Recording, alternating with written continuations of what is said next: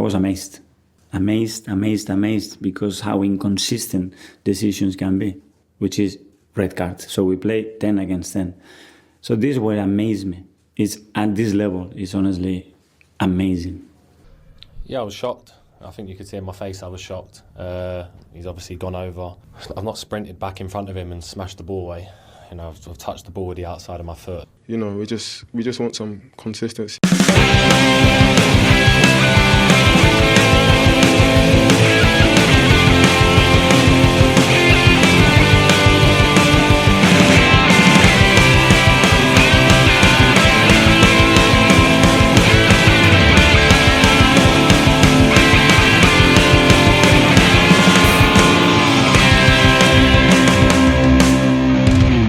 Hello and welcome to Whatever the Weather, another Arsenal podcast. Listener, you join us on Sunday the 1st of September, following Arsenal's 1-1 draw with Brighton at the Emirates.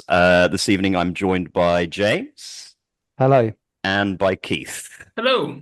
So let's get into it. Thoughts? Robin van Persie, an utter snake of a footballer, was sent off for a second yellow card against Barcelona in the Champions League. I believe that was 10 years ago, if not more. It was more than 10 years ago. It was more than 10 years ago. Many years. Yeah.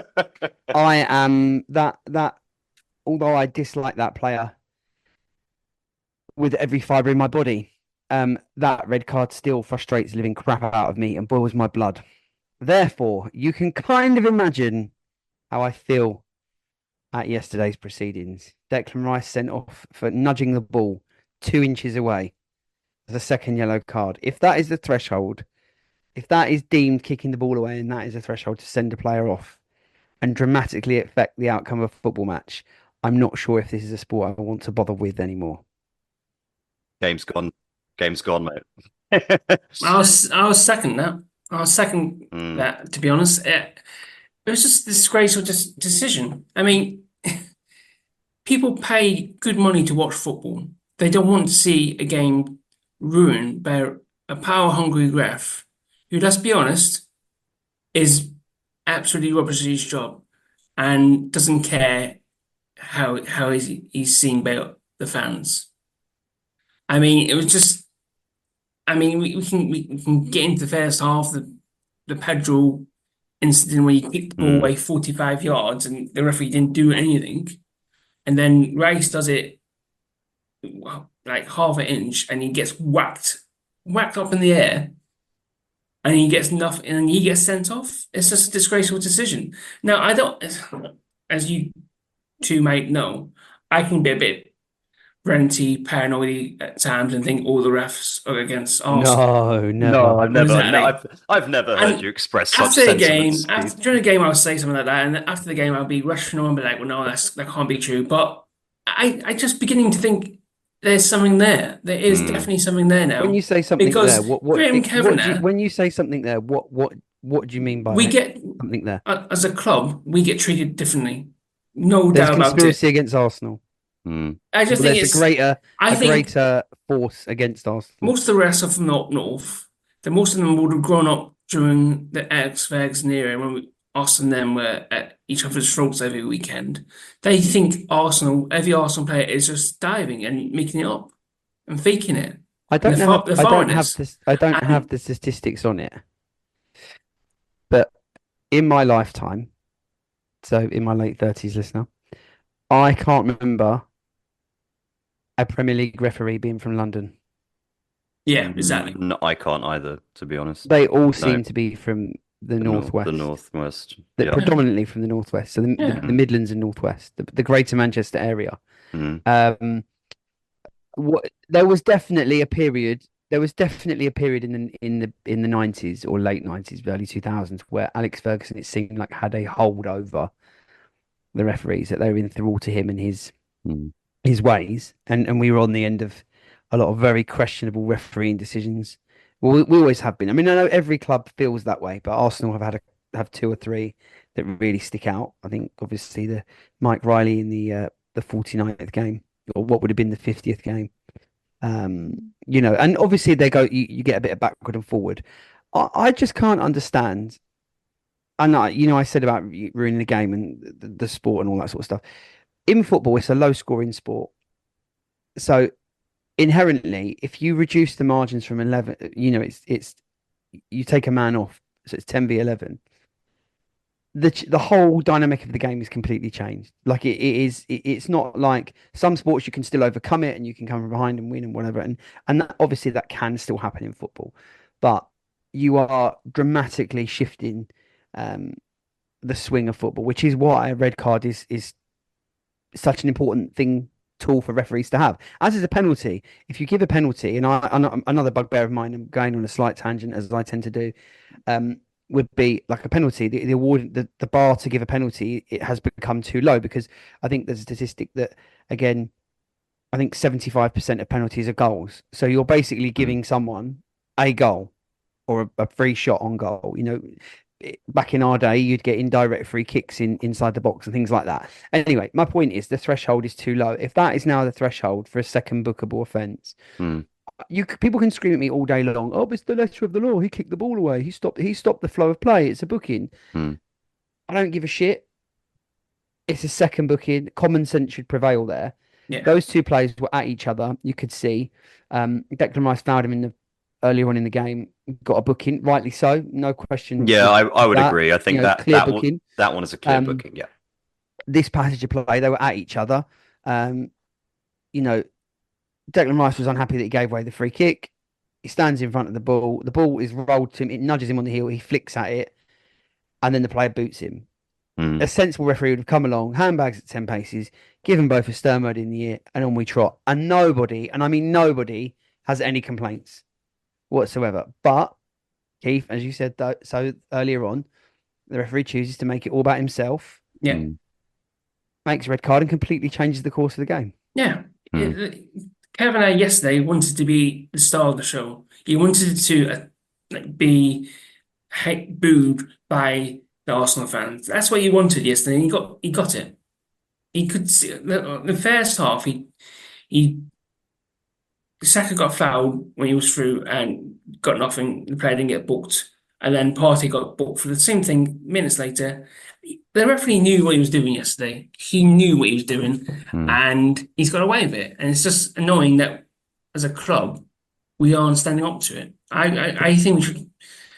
It should be like putting something on Arsenal.com and say we don't want to be ref by this referee anymore. We cannot trust him to be a neutral referee.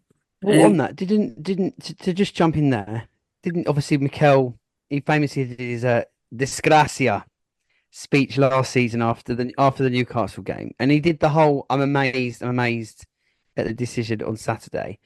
And Nottingham Forest last season called refereeing into dispute, didn't they, over a VAR call, and that didn't exactly go well for them. So I don't think it would be wise for the club to kind of just, because without the referees, there's no game. But I think the standard of refereeing is the issue, isn't it? That's the problem, the standard and the accountability. Because, yeah, look, everyone says they want, and this is the thing with football fans, we're all a fickle bunch, but we all say that we want consistency, but then yet on the other hand, we say we want common sense. Yeah. And you can't have common sense and consistency. It doesn't go hand in hand because one person's common sense is another person's, whatever. You've got to have a straight bar.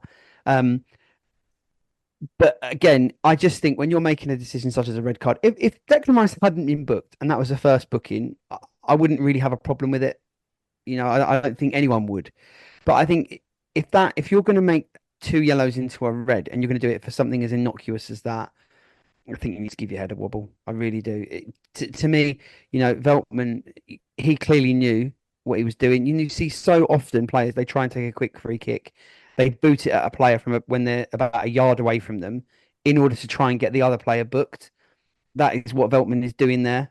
It's just that Rice nicks the ball and then he just clatters through him. And then Rice has probably gone down trying to get him booked to be like, look, referee's just booted me. So there's a bit of play acting from both sides going on there, I think. And it's just how the referee just can't see through it for what it is. It's just absolute shenanigans, handbags at 10 paces, give him a talking to and on we go. I don't understand it. And Keith, like you say, It's people who paid real good money for a ticket for that game. They've tuned in all around the world watching. Yeah. And ultimately, how that has ended is that's cost Arsenal 2 points because we to that point we're winning in complete control and never looked, in my opinion, never looked in any sort of danger. Yeah. And then suddenly on the back foot, you lose a key midfielder, so on and so forth, and we find ourselves drawing the game 1-1. I like that Yankee Gunner from the Arsenal Vision podcast has said that Kavanagh was suffering from like main character syndrome regarding Rice, and I can't help but agree. Yeah. I don't know about you two, but like after that happened, and I know that Keith, I know that you're very much a social media guy, and I try not to be, but after that I couldn't stop just scrolling, looking for people who are agreeing with me, or at least presenting views that I'm like, oh my God, I didn't realize that that's what actually happened. I think I might have watched that back about 20 times. That particular incident, and I still can't for the life of me. Well, it's ridiculous, isn't it? It's just ridiculous to have a game of football affected. It wasn't like it was like a minute to go and it was 1-1. It's a game heading for a draw or something. It was 1-1. It was the 45 minutes left. 49th minute. Yeah. Yeah. So it's just ruined the game. It's just had a massive effect on the game, and the referee knew what he was doing there. He wanted to make a big deal of it, and he did. I don't want to sound like a Mr. Paranoid. I really do not. I don't want to be like saying, "Oh, everyone's against us," because every football fan says that. And I understand that it's a rational thing to do sometimes. When it's a massive decision like this goes against you, you just think it's us. Where do we get treated? Why always us? But I just think last season happened a few times. It cost us massively in the title race. You think of the Aston Villa away game, Newcastle away. Those two games cost us massively. And it seemed like other clubs don't seem to get any of those big decisions against them. The only thing I'd like to come in on there and say that those decisions, particularly Villa and Newcastle, that was to do with the VAR. And whether a goal was disallowed or allowed. So I think slightly different. The one that was similar was last year when we played Manchester City, and Mateo Kovacic did 3 tackles he was booked, and then did 2 tackles, I believe, on Declan Rice as it happens, that were clearly worthy of a second yellow card, and yet it wasn't given. Well, it's because of City. And that game, and he wasn't sent off. And then obviously in the end we end up winning the game. Martinelli scores a deflected goal and we end up going to win. But and did that have an effect on the end of the season? No, but I suppose cumulatively it all has an effect. That's the whole point of a league season, isn't it? It all has an effect. I don't know. People say look, Keith, I know you're in the moment and it's still fresh and raw, and it's easy to say like it's a fresh decision and it's still raw, in like the wound is still raw. It's easy to say no one else gets those decisions. I'm sure other teams do, but it does feel like it happens to Arsenal a lot, in the sense that, as I said, that Robin van Persie one, I've never seen a player in such a high-profile game given a second yellow card for kicking the ball away. Can I ask an honest question now? If that had been a City playing yesterday and a City player had done what Rice did, would they have got a red card? No. Probably not. All I can say on No, that, they wouldn't have. They wouldn't have. Probably I can come Graham back on Kavanagh that would be and- too scared to do that. all I can come back on that and say is I've never seen another player at any club sent off for that. Like if Declan Rice has picked the ball up and actually booted it 30 yards into the crowd, or had made a real show of it, then I wouldn't even have an argument really. But the fact is, it's nothing. It's nothing at all. There was a clip going around social media this morning of Graham Kavanagh actually refereeing a game against Arsenal West Ham, and Declan Rice and Lucas Paquetá stop Granit Xhaka taking a quick free kick, kicking the ball at them Yeah, I've seen a couple it. of times, and nothing's happened. Like nothing. Yeah. Yeah, I'm sure fans of every club can point to decisions, but yeah, it feels. And the thing, the biggest thing with us with this kind of feeling of injustice, is that we're chasing an absolute behemoth in Manchester City. This machine that just win and win and win and win and win, and the margin for error is so small. Yeah. And Keith, you've already spoken about it there. The two games that stick in the throat a little bit from last season, Aston Villa away and Newcastle away, where you think should have had a point at Newcastle, should have had a point at Aston Villa. We don't win the league. We finished 2 points behind Man City. There you go. It's right there. Yeah. You have to be near on perfect, and then to have a winning position against Brighton, who are a difficult team to play, to have that taken away from you, which feels like it was taken away from us because of a refereeing decision. Because let's be honest, I think, as I said earlier on, with 11 men, we look relatively pretty much in control, and obviously winning. That kind of feeling, and you see how Man City have started the season, with Erling Haaland, and you just feel like everything's against you. And it's that feeling is what prevails, isn't it? It's that feeling that, if this was a normal season, a quote unquote normal season, and a normal title race where you do have a bit of a margin for error, no one would be losing their shit. It would be like, we've been fucked over by the referee, we've dropped points. Oh well, on we trot. But instead it feels seismic because it's Declan Rice out the North London derby now.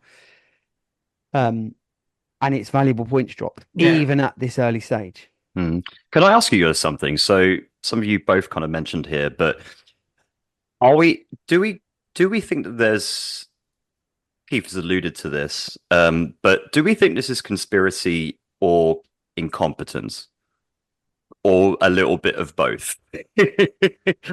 I kind of flip between the two. And there was a point when we were watching the game, and listener, and we WhatsApping each other, and Keith's going on his the referee's bias thing, and I'm like, nah, Keith's just doing his referee's bias thing again. And then as soon as the Rice thing happened, I was like, oh my god, maybe he's right. I think it's some sort of Watergate level conspiracy. Let me finish. Yeah. Is there some sort of Watergate level conspiracy?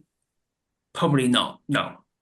But do the referees, which most of them are from the north, have an ingrained bias against Arsenal? I would say yes. Because I think most of them came up through the 20 to 30, 15 years ago when United were all powerful, Ferguson was godlike. And I think a lot of the referees see us. They see an Arsenal player get kicked up into the air, 50 feet into the air, and they go, first instinct for them to think is, oh, that player, he's French, he's an Arsenal player, he's French. Yeah, they don't like it up him kind of thing. Yeah. Even against, when we're playing against a team like Brighton, we have to go through, someone like Saka has to get fouled 7 times before he gets a player booked. Whereas if Saka does one foul immediately, he gets booked immediately. And I honestly do think there's some sort of ingrained bias from Northern refs against Arsenal. There's been too much evidence of it the last 15, 20 years. We've all seen it so many times. At games against like Brighton away like 3-4 years ago. Remember that Morpay game? And they absolutely kicked us to the park. And I'm a Den Ben in that game. He kicked Saka about 15 times. He literally didn't get booking. There's one game when we played Brighton at the Emirates. I think that's when Bissouma played for them. And he must have fouled Arsenal players about 7-8 times. And he didn't get a booking at all. And it's like, okay, why are they allowed to foul for impunity? Why is Rodri allowed to foul 5-6 times a game before he gets a booking? Whereas if Saka does one foul and he's immediately, the referee's running over passionately, he's like, come on, stop getting the yellow card out quick enough. Now, you could say I'm just ranting away here, and maybe I am, and maybe I'm a biased Arsenal fan. Maybe I'm not letting myself get carried away. But it's just been too many times over the years where an Arsenal player Arsenal team is treated differently, in my view. It's just too much evidence for it. It's happened too many times. If I can go It's- back to what James said at the beginning, actually. So the Robin van Persie yellow. So there's another few here actually, which is the yellow card that Martinelli got, followed by a swift other yellow card within the same passage of play. Which no one's ever done Like ever. we've not seen that since. I believe David Luiz got a similar yellow for something we've not seen since. The same with Tommy Yasu. David Luiz got sent off against Wolves for a penalty for making no contact. Granit Xhaka got sent off against Man City for making no contact against the player because it was an intention. Patrick Vieira got sent off against Manchester United in 2004 for waving a foot at Ruud van Nistelrooy because of intention. The list could go on. There's no point in this. We're all Arsenal fans. We all know. And Keith's right. There is a long catalogue of dodgy decisions against us, and I'm sure there is for every other club. I know every football fan is one-eyed in that point of view. He makes an interesting point about the inherent bias. I do think there is a bit of unconscious bias in there. Arsenal for a long time was seen as the foreign team and the soft touch, Arsene Winger, that kind of thing. They don't like it up them. They dive about a bit. Don't like a kicking coming over here to this cup of football. I think there was a lot of that at play in the late 90s and early 2000s. Well, definitely the early to mid 2000s. I think when teams just couldn't handle the fact that Arsenal were playing this early version of tiki-taka football. Continental style kind of thing. Yeah, very much so. And the likes of Bolton and Stoke and Manchester United and Everton and you can name a whole load of teams. Felt the only way they could get to us was by absolutely booting us 10 feet in the air and playing for percentages. And then we were deemed as whingers. And I remember Arsene Wenger famously called Stoke a rugby team.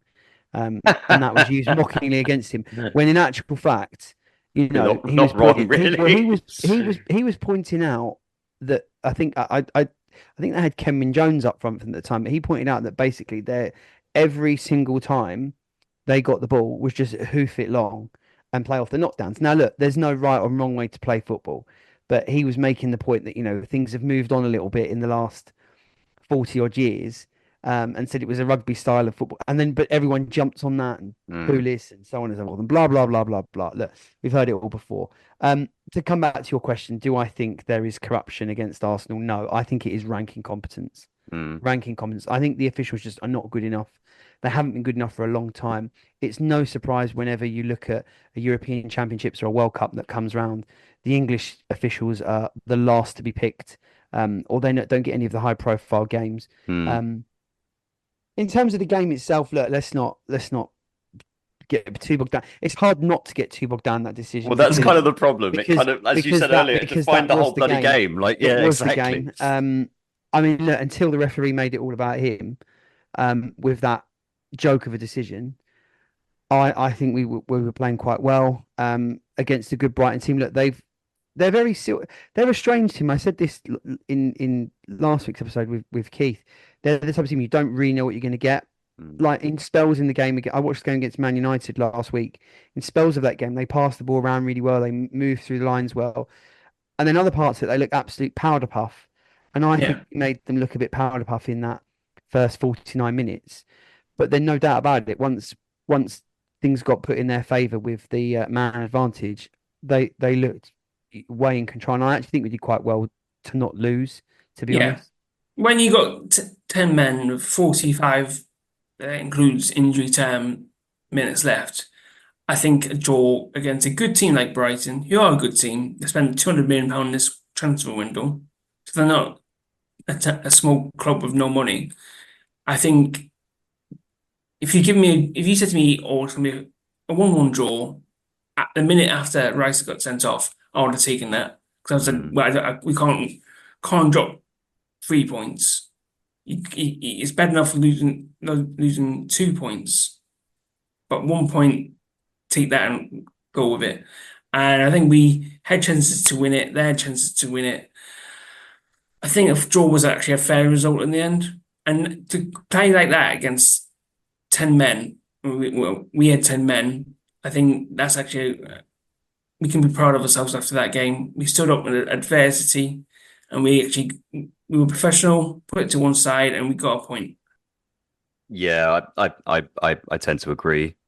Credible point in the circumstances. Yeah. Yeah. I mean, obviously, we dropped points. I don't think it can really be looked at as any other way, because I think, as I said, I think had that game. Look, it went on long enough as it did anyway with I all the know. injury time. If it had gone on another 10 minutes, I think we probably would have gone under, to be honest. Mm. We had a couple of good breakaways, and I think, yeah, like Keith says, we resisted well. It was really disappointed the goal we conceded, because I think, Thomas Partey doesn't track the runner. Initially Raya makes the save, and then the rebound falls to João Pedro. They had a very good chance where Raya was out positioned. He was caught one side of his goal. The guy had the goal glaring and shot straight back at Raya. But yeah, it was. Yeah, I think Keith's right. I think, yeah, in those circumstances, I don't think it's a bad point at all. And similarly, we said this last week with Aston Villa. They're the type of team, they will take points off our rivals somewhere down the line. They've already beaten Man United. They've taken a point off us. I'm sure they will take points off Liverpool and Spurs, and potentially Villa, and who knows, maybe even Manchester City. And as I said earlier on, we head into an international break now, which nobody wants. Nobody wants literally it. Nobody wants this. Not even international managers. Nobody wants this. And we've got 2 Nations League games to come, and then we come back to a North London derby, minus Declan Rice, and probably no Mikel Merino as well. Well, definitely not Mikel Merino. Apparently that injury is like 4 to 6 weeks out, isn't it? So Mikel Merino's hurt his shoulder. Tom, a friend of the podcast, said he's been Steve Morrowed. Oh dear. Apparently he was clattered by Gabriel. Is that right? Yeah, Gabriel totally fell on him. First training session. Jesus Christ. Yeah, I know. First training session. What, has he dislocated his shoulder? Is that what's happened? No, apparently it's a small fracture, apparently, Arteta said. Oh, what the fuck? He broke his arm. But he shoulder, arm. Yeah. You saw him in the stadium yesterday. But I didn't realise it was a break. I thought it was like, I just assumed he dislocated his shoulder. Not wishing to be like as Mr. Positive, right? Because how I can be like that. Is there a chance that this is just okay? Maybe okay. It's probably not necessarily mind games, but maybe this is Mikel exaggerating the extent of the injury. No, I hope so. No, I hope so. Well, I hope so, and I'll tell you what. He wouldn't have started against Brighton anyway, right? There was no way he was going to start against Brighton. He would have got minutes. Or maybe he would have got like a token few minutes at the end or something. But I don't think he would have started. It does mean that he's not going to be joining the Spain squad for the Nations League. So that's 2 weeks. So I don't know. I mean, I'm not saying that it's all a big scam and he's going to come back like right and fine, like for the Tottenham game. Yeah. But I do often take these sort of things with a pinch of salt when they come from the club now and again, because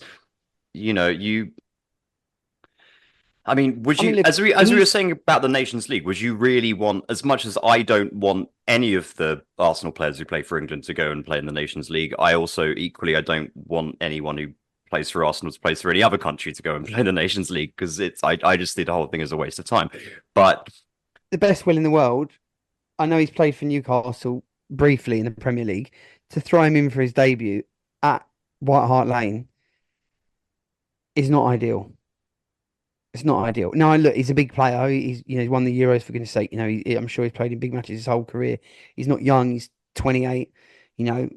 Why not? But at the same time, that's not really the type of game you'd want him to have his debut in. So, not sure about that. Not sure. But look, I don't know. I don't know. You'd assume that Jorginho would come in, or Kai Havertz would drop back into. I don't know. We'll discuss that nearer the time. But yeah, it's just frustrating. I think that's a theme, isn't it? It does seem to be a theme, doesn't it? Frustrating. Yeah. Yeah, and well, look, we spoke about Mikel Merino. So obviously Keith was right. He signed on the day after our last podcast came out. Mystic Keith speaking again. Mystic Keith, Yeah. yes. Hello. We also brought in, quite surprisingly, maybe Raheem Sterling. What was the kind of what's the views on that? Initially, I was a bit, nah, like no way, like no way. Why But was that? I don't know. I think it's partly because I don't know. I think it's in part because he played for Liverpool, he played for Man City, and he played for Chelsea, and I don't know. It just sort of feels. I don't know. There was a certain point when it started being I'm getting the discussed. feeling that you don't know. No, honestly, I don't. But it's pure. Listen, it's purely emotional, right? There's no logic to this. So you think But he's damaged goods? He's been around the block of it. that's what I was going to say next. At first I was like, really? It seems a little bit desperate. It sort of feels like he's, yeah, as you say, damaged goods. And then, yeah, the more I've kind of thought about it, so actually, yeah, maybe it's not a bad piece of business. I mean, We don't, I suppose, as well have the greatest record with taking players from Chelsea, do we? Yeah, that's another thing. That's why a lot of people weren't happy about it. well, you Keith, in say particular, that, listener, is thinks we should never ever do business with Chelsea again. but you Although, say, although you could say that Kai Havertz and Jorginho have thank kind of you. proved Like that's what I was that going to it's not say. all It's like bad. when, Keith, this is where you start rattling off players like Willian and David Luiz. David Luiz. Yeah. But I tell you what, I will say this: Willian. when Kai first signed, I was like, "What the hell is this? Really? Like this seems First really 2 months of last season, we were all like that with him. yeah." Let's be But honest. then, but at the same time, you know, he's proven me wrong. He's proven a lot of doubters wrong. So you know, maybe Sterling can prove me wrong as well. I mean, yeah, it's kind of you sort of see things from different fans and from clubs be like, really, you're going to buy Sterling? Like, and that sort of alludes to what Well, James said about damage. let's Because be clear, we but haven't bought him. It's a loan. it's a loan, We're and paying. We've well, not paid a loan fee because Chelsea was so desperate to get rid of him. and we're we're only paying less paying- than 50% of his Yeah, fee? we're paying about Yeah, 35% of his wages. wages rather. Yeah. So yeah, so he's famously on £350,000 a week. We're probably Mm, paying about 120 mm, at a push of that. And no loan fee, which is good. But obviously he cannot play in either fixture against Chelsea. So there is that. And he's missed the first 3 games of the season. So, you know, If you asked me in the start of the summer, would I be happy with signing Sterling? I would have said no, no mm, chance. We'd be in a very poor summer if we'd got Sterling. If 3 hours to go off the transfer window, Nelson going, Smith Rowe off, Vieira off. mm. Eddie. I was like Eddie off as well. Mm, I was like, we need someone in. We need someone in badly. And so I think Sterling was a decent move. Could be a good move. Yes, if he does well for us, scores like 5 to 10 goals, maybe scores 1, 2 last minute winners, that is a good deal. But I don't think he's going to have much impact. I hope I'm wrong. I hope I'm wrong with Sterling. I do hope I'm wrong, obviously. But is he going to have much impact on us?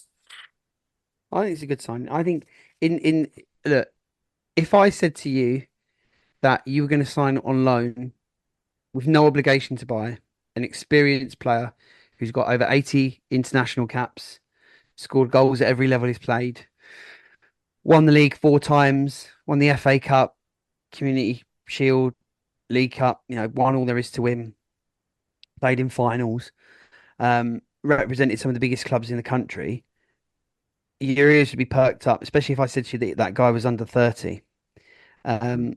There is a lot of baggage with Sterling, no doubt about it. A lot of baggage. Graham, you're right. He is damaged goods. He has been at 3 other big clubs. He has now done the Nicholas Anelka quadruple of representing oh my God. Arsenal, Chelsea, Liverpool, and Man City. Wow. So he's going to emulate that as a journeyman player.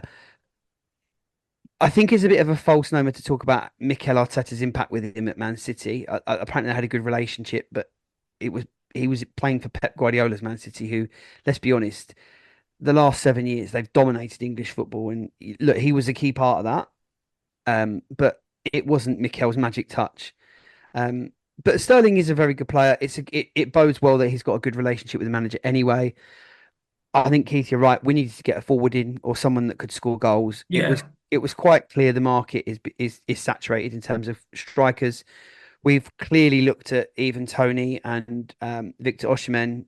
Obviously, even Tony, it says a lot that he's gone to Saudi Arabia for 40 million transfer fee. But I think any big club really, if they wanted to get even Tony, he was eminently gettable.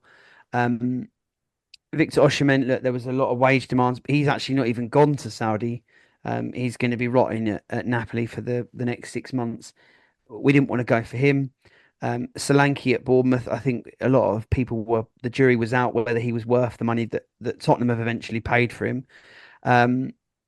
So our goals have to come from somewhere.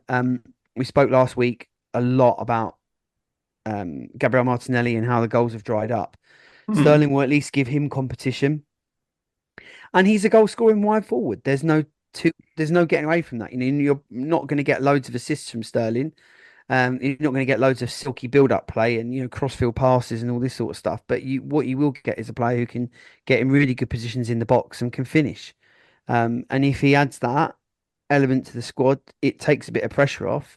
I think it means that we can aim to go deep in every competition we play. Champions League format has obviously increased, and we'll talk about the draw in a minute, I'm sure. Oh, we certainly will. Yeah, we certainly will.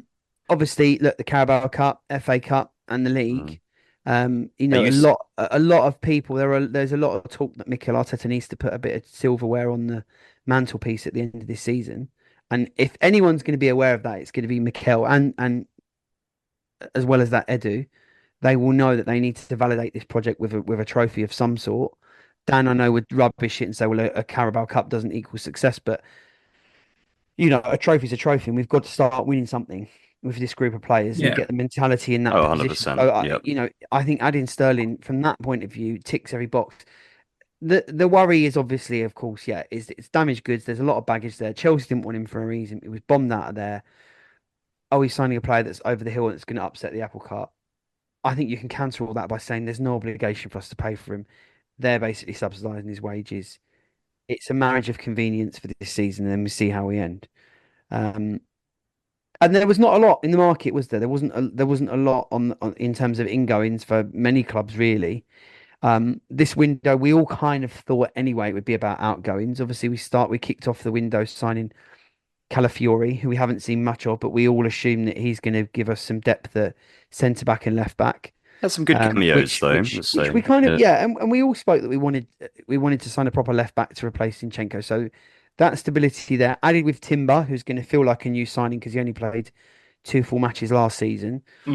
Marino's the midfield player that we all wanted to hopefully either free up Declan Rice as the number 8 or to solve our number 8 problem. So we've got him. We've got a proven goal scoring wide forward in, which we would have taken at the start of the window. Admittedly, not necessarily Raheem Sterling, but the profile of player we would have taken. So ingoings has been all right. And then you look at outgoings. Well, we've sold 3 players that were not going to get any game time, and we've bought in what? To be actually, you could say 5 actually, James, because we've ESR's gone, Eddie's gone, Ramsdale's gone, Nelson's gone, and Vieira's gone. Realistically, I couldn't see it. Vieira wasn't going to play, was he? So, no, absolutely not. I think to get the 4 million back in a loan fee, probably represents decent business there. Yeah, absolutely. Reece Nelson, I'm not sure. He needs to go and play football. I like Reece Nelson. I think he's been a good squad player for us. Yeah. But he needs games. Very similar to Smith Rowe. Smith Rowe getting 35 million for. I think we've spoken enough about that transfer. We all hope that works well. And and also I like the fact that Nelson has joined him as well. So that's they have a bit of a link up. Obviously Eddie Nketiah, I think again leaves with nothing but goodwill. I think 30 million fee that could potentially rise to 35 million. I think everyone's pretty happy with that. That seems fair, to be honest. Let's call it as it is. So yeah, that's good money for a player that patently wasn't going to play for us. Aaron Ramsdale, Graham, I'm sure you've got some emotional thoughts on that. I mean, for me, 18 million seems low, and it will only get to the 25 million, which if it essentially gives us back the money that we paid on him 3 years ago. It will only get us that money if Southampton avoid relegation and it meets certain clauses. I do feel that's a little bit on the low side, but then again, have we backed ourselves into a corner by having a player that was never going to get any minutes for us? True. He didn't have a very good debut, but I mean, No. he was literally thrown in there like immediately. I like... think the plan of Ramsdale was to hold like Newcastle, Chelsea came in for him and have a bit of a bidding war at the start of the summer. 3-4 days after the transfer window, they thought we can't keep him on the bench all summer. He wants to play football. We said we let him go with a decent offer came in. So they pivoted and they said, okay, we sell him, at least get our money back. A bit of negotiation with Southampton. I mean, it says a lot that only clubs that came in from seriously were Wolves and Southampton. I mean, I can understand why it was £18 million for him. I'd love to have a much bigger fee for him, but I think 3-4 days left and the market being what it was for keepers, especially for a young England keeper like him, I think £18 million was the best we could do at the time. Well, he was linked to Ajax as well, wasn't he? So well, he was never going to go there. He was never going to go there. He would never. That's linked. So Yeah. I think, like I said, there was no market for him, and the fact that it was Southampton Wolves says a lot. We think he's a good keeper. A lot of teams think he's a good keeper, but I think we damaged his brand. When I said about us backed ourselves into a corner, damaging the brand, you say that, yeah. Do you think we made it clear to everybody that he's not very good at being the modern goalkeeper, playing the ball out with his feet? But he can play out at the back. He's just not up to the level of Raya. He can do it. It's just not fantastic. But a big theme of Aaron Ramsdale's. You think in the season 22-23, when obviously we came second to Man City, when we quote unquote threw the league away, it did feel like in the last 7 games, Aaron Ramsdale did a bit of a hallmark of his game was pumping the ball miles upfield all the time. I think Joe Hart was talking about that yesterday. I don't know. He was actually, yeah. There was a really good analysis of his performance with Southampton where they tried to play out from the back a lot, and then you just realised, no, wait, I don't play with Arsenal anymore, and then just started booting it. Do you know what? And he had I remember for Arsenal, I remember the FA Cup game against Liverpool last season. He had, in the first couple of minutes, he did a long ball through, and it was amazing through ball for Reece Nelson, who should have scored. And a few times Aaron Ramsdale did that, right? It would catch out the team's defence, but a lot of the time it just felt like you're just giving the ball back to the other team. Yeah. And I think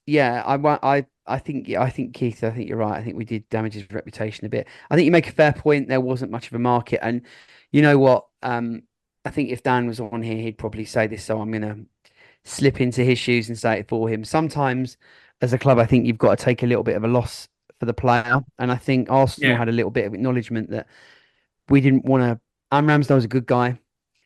He helped us. He helped be one of those bridging players for us between being the team that finished 7th in the league to then being, 4th or 5th, sorry, and then second, and helped us to move the whole mentality of the club forward and really kind of get us back in the groove again. And I think we didn't want to see him shit upon, really. He signed a new deal last summer before Raya joined. I think everyone at the club was happy with him. Raya thing presented itself. Raya's grabbed the opportunity, and I think we just wanted to kind of let him move on. And I think realistically, alone with an obligation or alone with a fixed fee, had certain clauses been met, probably would have been more preferential to Arsenal, but it wasn't there. Like you say, Keith, it wasn't there, and it was the decision. Do you sit him on the bench for another season, watching his career slowly slip away, or do you say, true, be free, my young starling? If he stayed another summer playing 4 or 5 top games, and that another season, I should say, and only playing 4 or 5 games, and come next summer, his transfer fee would have been lower than 18 million. So I think last 3 or 4 days left, they decided, look, we're not going to have a bidding war for him from bigger clubs. Go have to see what we can get, and then get someone else to come in as a backup keeper. Garcia was obviously the choice. That couldn't happen, so they pivoted again to Nettle, which is a sensible signing. Nothing exciting. Neto's a strange one because obviously that was bizarrely that came out because Chelsea again with their absolute fire sale had to get rid of Kepa, didn't they? Yeah. They literally just couldn't give him away. And Real Madrid were quite adamant they didn't want him. Nettle's Brazilian, isn't so he? Kepa's gone to Bournemouth, and Neto has come in on loan to us. So that apparently what I read was that was an Edu deal, because obviously Nettle's Brazilian, so he's got his contacts book, and he said, "Look, we need a keeper. Nettle's available. Let's get him in."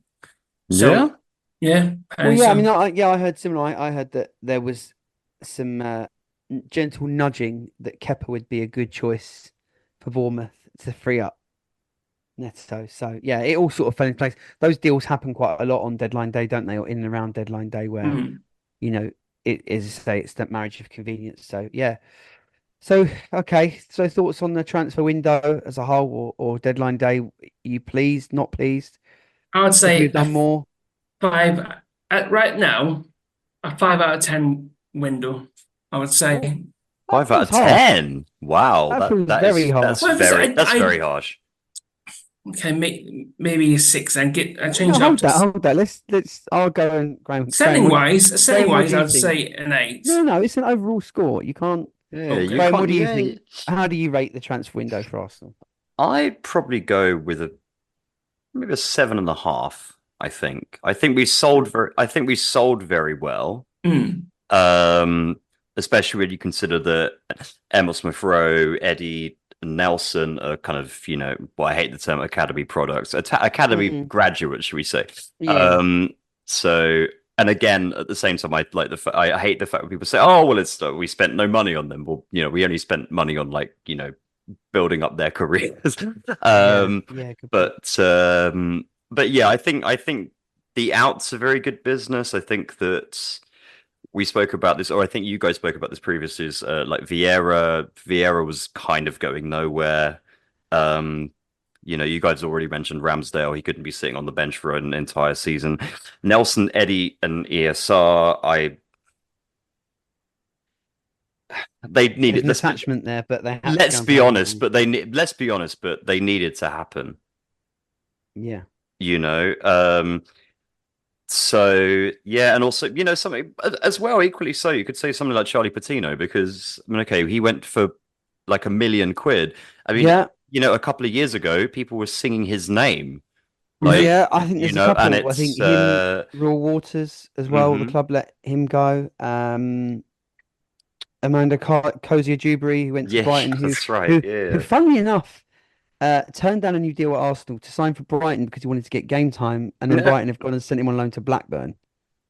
Make whatever sense of that you will. It's the transfer window, James. It doesn't make any sense.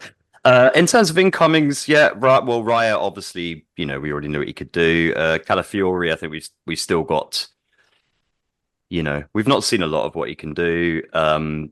Marino, again, let's wait and see. Yeah, and again, yes. I'm going to say 7.5 because I'm going to go higher. I'm going to go for mine. I'm going to go 8.5. Oh wow! Okay. 8.5. I think we had a really good window. I think.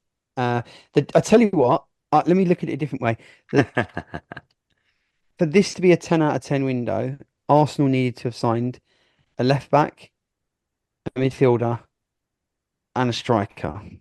Arsenal have signed a left back, a midfielder, and a sort of forward, attacking winger, ish. And they need to sell well. I think we've sold pretty well. As I said, I think the Ramsdale fee probably could have pushed for 5 million more, but look, what's that to a club of Arsenal size with the money that we've got flying around football? It's a decent fee. All being well, we'll get our money back on him, and I'm sure there'll be clauses that if the clause with Southampton isn't met, I'm sure they'll have a sell-on clause that if he's sold next summer to a Premier League team, we'll get our money back. So we'll get about what we paid for him. So that's all good. David Raya was a no-brainer. bringing him in. Sorry, I went against the outgoings. Outgoings we've spoke about already. Yeah, I think overall, I think we've done what we needed to do.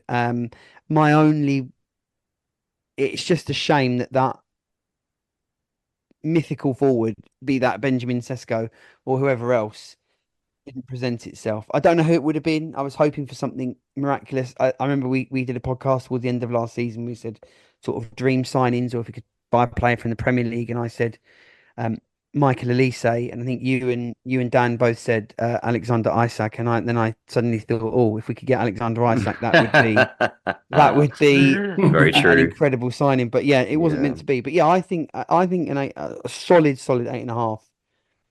Maybe an 8.75. I don't know. But yeah, Keith. So having heard what me and Graham have got to say, do you want to adjust your setting from an initial reaction of just 5 out of 10? I'll go to a 6. A 6. Do you remember we have had transfer windows where the only player we've signed was Denis Suarez or Petr Cech? I know, but I still think we There has need. been some grim transfer windows. We had a transfer window where we sold Sami Nasri and Cesc Fabregas Oh and yeah. bought Oh in jeez. Yossi Benayoun. You know, Mm. it's Andre Santos, that window. There's been a lot of dodgy. There's been a lot of dodgy transfer windows, lest you forget. With that, listener, we're going to move swiftly on. We Graham, are talk us through indeed. the Champions League draw. Oh my God. Listener, as you may or may not know, Arsenal have been drawn in the Champions League in the new format, which I think all of us are a little bit confused about. Against half of Europe. No one. We're playing everyone, aren't we? We're playing literally bloody everyone.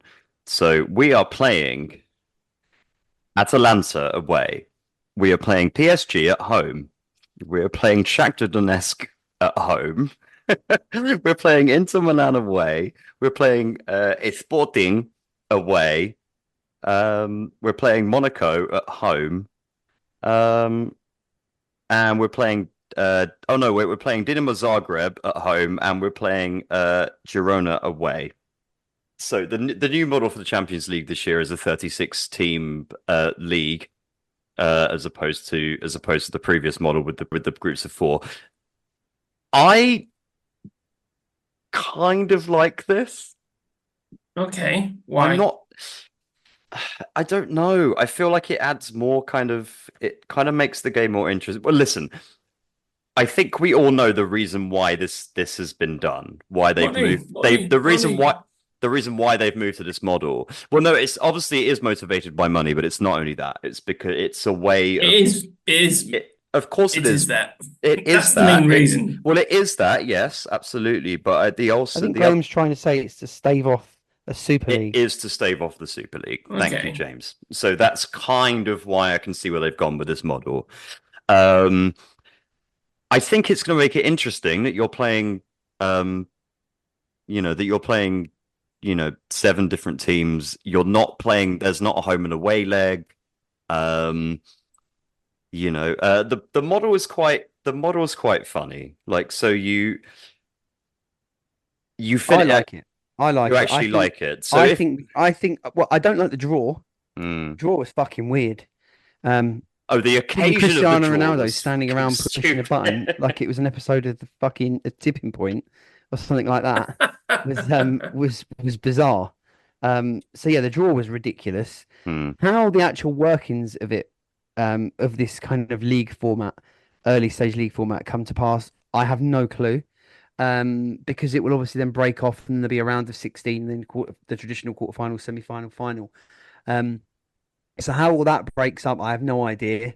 Okay, so I can explain if you like.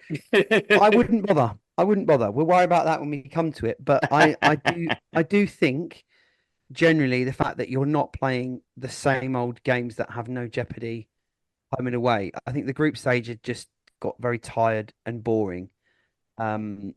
Yeah, and there was no jeopardy in it. I mean, certain teams, looking at the draw, which was hard to break down who's playing who, but it sort of stuck out that Paris Saint-Germain, for example, have got quite a hard run of fixtures on paper. But then it looks that every team has got quite a hard run of fixtures on paper. You can pick the things, and that's what it should be, right? Look, I'm a bit of an old romantic. I think it should be I think that cup football should be like the greatest and oldest cup competition in the world, the FA Cup. It should be drawn out of a hat, unseeded. If you're at home, you're at home. If you're away, you're at away. If you get knocked out, tough shit. I suppose European football, I think it's good that you've got a home and away leg, of course. I used to like the fact that there was away goals. We got rid of that. I don't know if that was particularly good. But yeah, things have got stale. I think it was time for a shake-up. So yeah, it'll be interesting. And we get to play teams we haven't played before. One thing I do really like about the format, okay, so I'll go through it, right? So it's a 36 team league. The team who finish in the top 8 automatically qualify. The 16 below that then go into a playoff round for the 8 remaining places. The teams below that are relegated. So one thing I also like about this format, and it's one thing that really wound me up about the Europa League thing, is that if you finished third in your Champions League group, then you got to drop into the Europa League. So they've gotten rid of that. That can only be a good thing.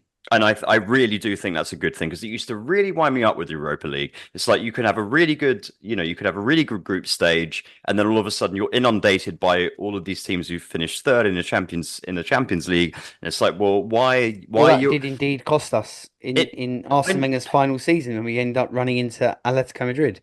Right. So why are you rewarding teams for failure for finishing in third place? So this model, I actually, although of course we did drop out of the Champions League in the year 2000 when we got to the final when we played Galatasaray, and I think did Chelsea get knocked out? Might have been knocked out of the Champions League when they beat us in the final. Anyway, who cares? Sorry, Graham, you were saying. But no, the fact that model has now gone, I think is really good.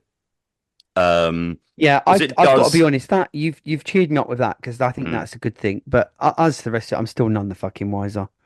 Convoluted rubbish. Yeah. There was another cup draw this week as well, wasn't there? Well, so they've done the same thing with the Europa League. It's the same format. No, you Wally. I was referring to your darling, the EFL. Oh, the EFL. Cup. As you know, that if Chelsea or Manchester City suffer points deduction and get relegated, as you know, there is no obligation. Are not obliged to take them. They can go to National League South or whatever it's called. North. Yeah, shut up. Yeah, I don't know. Anyway, I'm sure we've drawn Bolton at home in the. We've drawn Bolton at home in the League Cup third round. Because they've changed. So I don't know if you noticed or knew this. They've changed the draw in the League Cup. That European teams that are in European competition can't be drawn against each other in this particular round. Oh, that's also a good move. I like that. So in the third round, so you can't have, for example, we wouldn't be able to play Manchester City. So they've kept those teams apart. But we also can't be drawn against somebody in the Conference League or the Europa League. Yeah, that's right. Yeah, any European. Anyone who's in Europe, have been given a swerve of that. So yeah, we've got Bolton at home in that. So that'll be a run out for.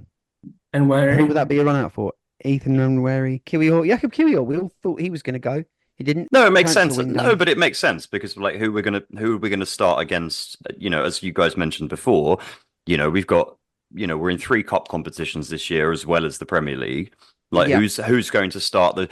Are we going to do an Arsene Wenger and we're just going to say, well, the Carabao Cup is the Carabao Cup. Like let's just play a bunch of kids.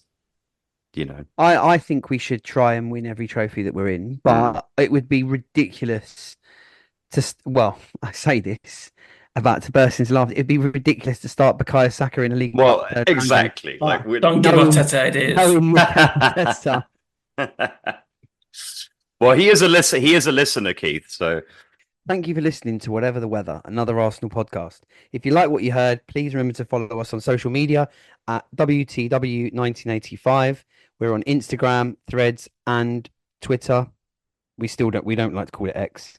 And please like and subscribe to our podcast. Any feedback, good or bad, we'll take it all. But a positive review would be very welcome. Thank you for listening.